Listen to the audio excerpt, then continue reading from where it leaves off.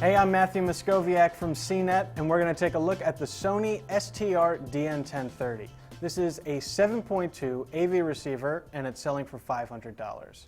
From the front, this looks like a pretty standard AV receiver. It's not quite as sleek looking as Denon and Marantz's models, and the front panel has a few more buttons and knobs than are really needed. The remote is also kind of a mess with too many buttons, and many of those buttons have multiple functions activated by a shift key. It's all confusing and really unnecessary, especially compared to Denon's much simpler remote that gets the job done just as well. Flip around to the back and you'll see what makes the STR-DN1030 really stand out.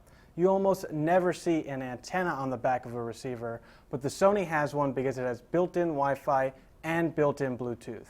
That's not something you're going to find on any other receiver in this price range, although Onkyo at least offers an inexpensive dongle to add Wi-Fi functionality. There's also an Ethernet port on the back, and all these networking features allow the Sony to support a variety of features, including built-in AirPlay, DLNA, Pandora, Slacker, and Sony Music Unlimited. AirPlay works great, but the rest of the services are a little hamstrung by Sony's really basic user interface that's cramped in the center of the screen and only offers a few lines of text. Luckily, you usually won't see the user interface on a receiver that frequently, especially if you're going to use your phone or tablet to listen to music through AirPlay or Bluetooth, but it's still disappointing that it looks so out of date. The rest of the back panel is adequate, but not quite as good as some competing receivers. There are 5 HDMI inputs, 3 digital audio inputs, plus quite a few analog ports for your older gear. That should be enough to cover most home theaters, although you can get a lot more flexibility from Onkyo's TX-NR616, which offers 8 HDMI inputs for just $410. We had seen its resident golden ear Steve Guttenberg take a listen to the Sony, and he found sound quality to be surprisingly good, especially since Sony has been lagging in previous years.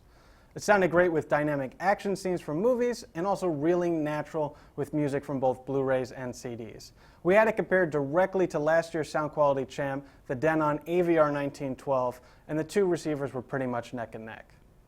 So altogether, the Sony is really an excellent value at $500, especially since it's the only model with built-in Wi-Fi and Bluetooth. Onkyo's TX-NR616 is a slightly better value overall, but the Sony is a very close second, and it's also a sleeker option since so much of its functionality is built into the receiver. I'm Matthew Moscoviak, and this is the Sony STR-DN1030.